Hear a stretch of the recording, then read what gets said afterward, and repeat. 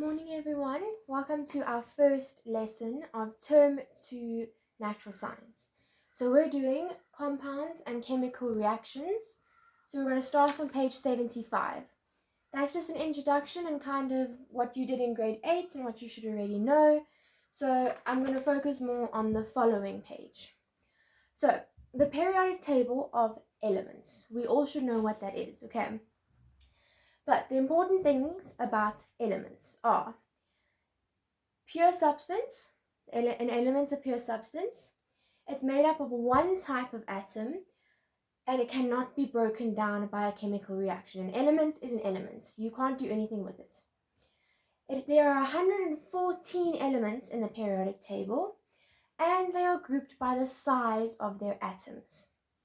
So whilst I'm teaching you this, I think you should have already written all of this in your book so you can follow me whilst I'm doing it.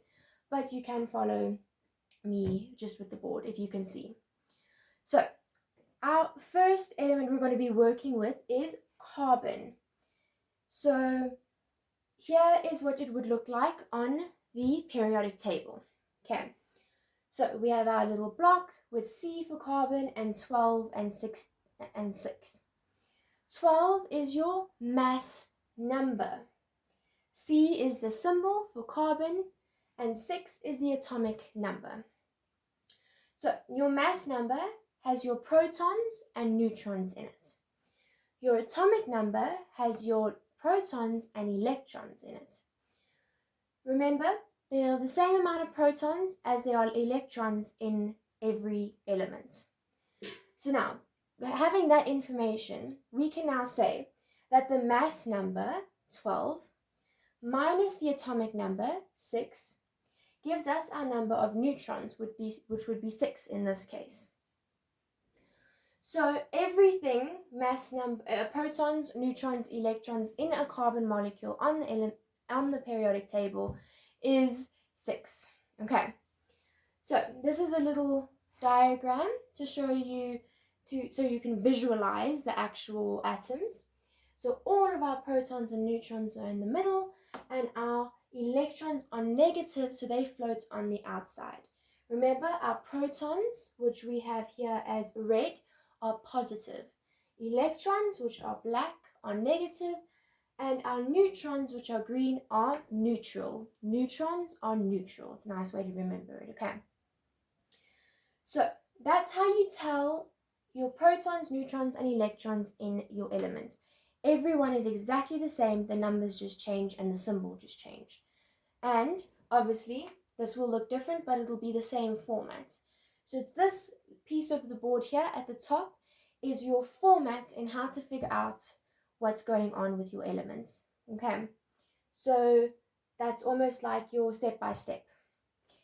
Now, with the periodic table, it's in the back of your books, but you can Google it, you can Google songs about it. I'm going to send one as well to learn the elements. Just the first 20, don't worry. So on your periodic table, you have this red one here, which is a vertical column. These are called your groups. Then here, the green, which is your horizontal column, is your periods. Okay, so group and periods. Now, with groups, there are 1 to 13 groups. Okay, so it's 1 to 13. Then with your periods, there are 7. Okay. Now, classification of elements in your periodic table. So, there's 3 ways an element can be seen. A metal, a non-metal, or a semi-metal. Okay. Metals, if you look at your periodic table, they're all the red. Okay. There's a lot more metals. The majority of your elements are metals. They are middle, so they're in the middle or the left-hand side, and at room temperature, they're a solid. Except for mercury. Remember in science, if there's any rule, it's like in English, in science, if there's any rule, there's usually an exception. So just remember that mercury is metal's exception, okay?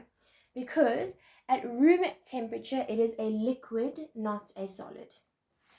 Non-metals, these are all your yellow ones. So they're on the right-hand side mostly.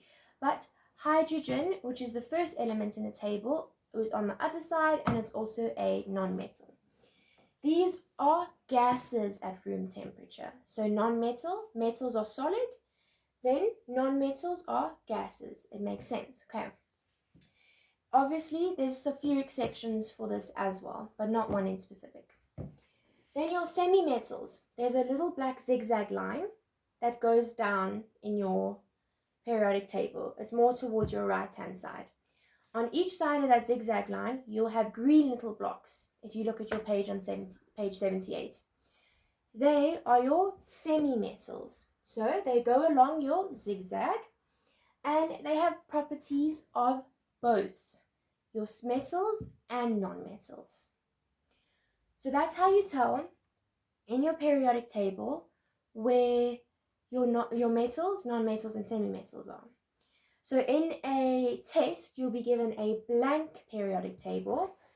So it will be colorless, it will have no labels, and most likely, I don't know when, but like at end of year, you'll have just C, where now you have C with the little carbon written underneath it in your periodic table, which is nice, so you can figure it out. So you need to know from hydrogen, your first element, to, let me see, calcium, which is your 20th element. Okay, so there's a little song that I'm sure most of you know, but I'm going to send it with this video, and you're going to learn that for me. Okay, I need you guys to read through the pages as much as listen to the video. So I've explained page 75 to 78, and we'll do formulas of compounds in the next video. So remember, you need to know the important things in an element and what it consists of, how many there are, and that it's a pure substance. You need to know how to take this little block here, which is in your periodic table, and tell which one is the mass number, which one is the atomic number, and what those mean. So if it's protons, electrons, or neutrons. And then how to figure out your number of neutrons. This can be a whole activity, okay? Then you've got your little visual diagram here, all labeled nicely for you, so you can see how we've worked out this by visualizing it.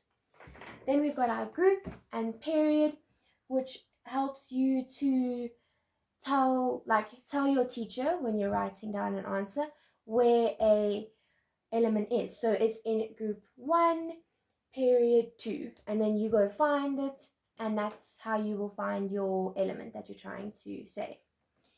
Then your metals, non-metals, and semi-metals are, you just need to learn them off by heart. They are very simple if you remember them. Okay, just learn. You don't have to remember all 114 elements and if one's a metal, non-metal, or semi-metal. Just know the properties and know whereabout they are on the periodic table. Okay, so I'm going to give you activity 2 and activity 3 on page 77. They're quick. You just write them down in the table, and then you figure out. In activity 3, you've got something like this where you have to figure out. Okay, so then next time we can do a formula for compounds. And guys, you can stay calm and breathe. You don't have to stress. I'm here to help you. Okay, anytime. Okay, enjoy your day and do the activities, please.